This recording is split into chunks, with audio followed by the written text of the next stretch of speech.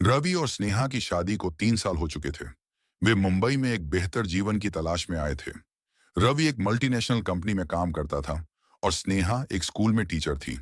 शादी के बाद वे किराए पर एक फ्लैट की तलाश में थे और उन्हें जल्द ही एक शानदार अपार्टमेंट मिल गया। Flat number 212। फ्लैट बहुत सस्ता था और यह बात दोनों को थोड़ी अजीब लगी। लेकिन मकान मालिक मिस्टर अग्रवाल ने बताया कि यह पहले एक एनआरआई कपल के पास था जो अचानक विदेश शिफ्ट हो गया। घर साफ सुथरा था और आसपास के माहौल में भी कोई परेशानी नहीं थी। इसलिए दोनों ने बिना ज्यादा सवाल किए फ्लैट ले लिया। शुरुआती कुछ दिन सामान्य रहे, लेकिन फिर अजीब घटनाएं होने लगीं। रात के समय दीवारों पर हल्की हल्की खरोंचों की आवाज आने लगी। कभी कभी ऐसा लगता मानो कोई छत पर चल रहा हो, जबकि ऊपर कोई फ्लैट नहीं था। स्नेहा को महसूस होता कि कोई उसे देख रहा है, लेकिन जब वह पलट कर देखती तो वहां कुछ नहीं होता। रवि इसे सिर्फ वहम मानता रहा, लेकिन एक रात उसने खुद भी कुछ अजीब देखा। बेडरूम के कोने में रखे शीशे में किसी की परछाई थी। उसने पलटकर देखा तो वहां कोई नहीं था। अगले दिन स्नेहा ने फ्लैट के बारे में पड़ोसियों से पूछताछ की। उन्होंने टाल मटोल कर दिया, लेकिन एक बूढ़ी औरत ने धीरे से कहा, बेटा, इस घर में कुछ तो है। यहां पहले जो रहता था वह अचानक गायब हो गया। अब रवि और स्नेहा के सामने एक सवाल था। क्या वे यहां सुरक्षित थे या फिर उन्हें इस घर को छोड़ देना चाहिए?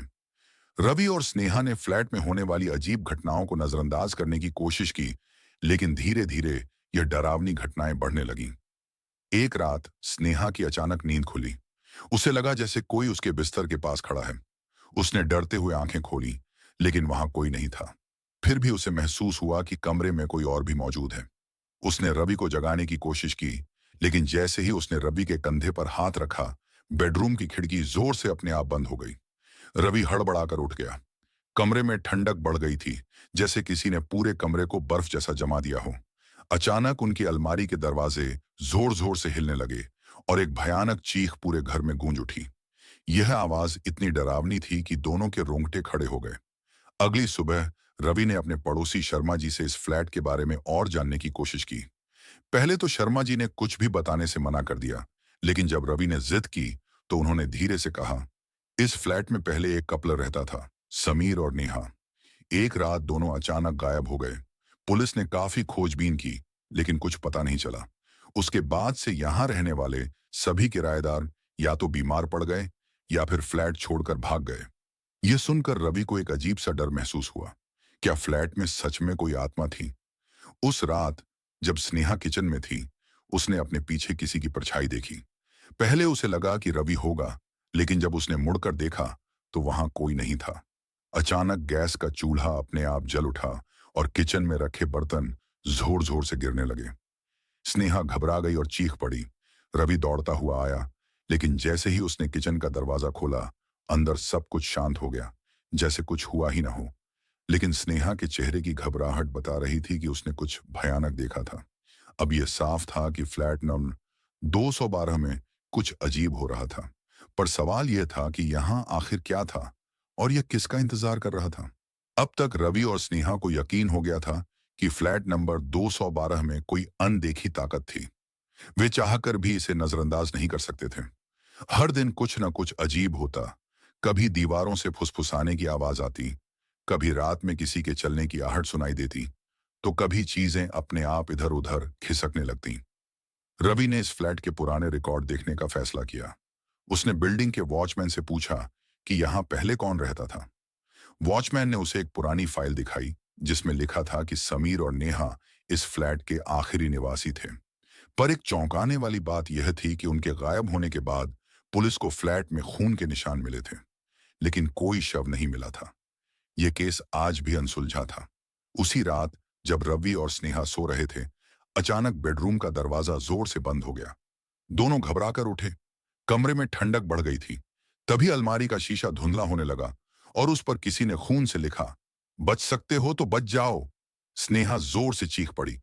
तभी एक साया उनके सामने प्रकट हुआ, लंबा, काला और आंखों में जलती हुई लाल रोशनी। उसने धीमी मगर डरावनी आवाज में कहा, यह घर मेरा है, जाओ, वरना अंजाम बुरा होगा। रवि ने हिम्मत जुटाई और कांपती आवाज में पूछा, तुम कौन हो? उस साय ने धीरे धीरे अपना चेहरा दिखाया। वह समीर था, लेकिन उसका चेहरा विकृत था, जैसे उसे बहुत दर्द में मारा गया हो। मुझे और नेहा को मार दिया गया था। उसकी आवाज गूंज उठी। इस घर में जो भी रहेगा वो मर जाएगा।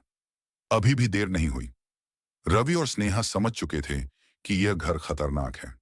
वे तुरंत अपना सामान पैक करने लगे, लेकिन तभी एक जोरदार झटका लगा और दरवाजे अपने आप बंद हो गए। घर में तेज हवा चलने लगी और दीवारों से खून बहने लगा। स्नेहा जोर जोर से रो रही थी और रवि दरवाजा खोलने की कोशिश कर रहा था। तभी समीर की आत्मा जोर से चीखी और अचानक सब कुछ शांत हो गया। दरवाजा धीरे धीरे खुल गया। रवि और स्नेहा जान बचाकर बाहर निकले। उन्होंने बिना किसी देरी के वह फ्लैट छोड़ दिया। पर सवाल यह था, क्या यह सिर्फ समीर की आत्मा थी या कोई और भी था जो अभी तक छुपा हुआ था? रवि और स्नेहा जैसे तैसे फ्लैट नंबर 212 से बाहर निकलने में कामयाब हुए, लेकिन उनके मन में अब भी सवाल थे। समीर और नेहा के साथ क्या हुआ था? क्या समीर की आत्मा अब भी बदला चाहती थी? और सबसे बड़ा सवाल, क्या उन्होंने फ्लैट छोड़कर सही किया या यह रहस्य उनके पीछे पीछे आएगा? रवि को यह मामला खत्म करना था।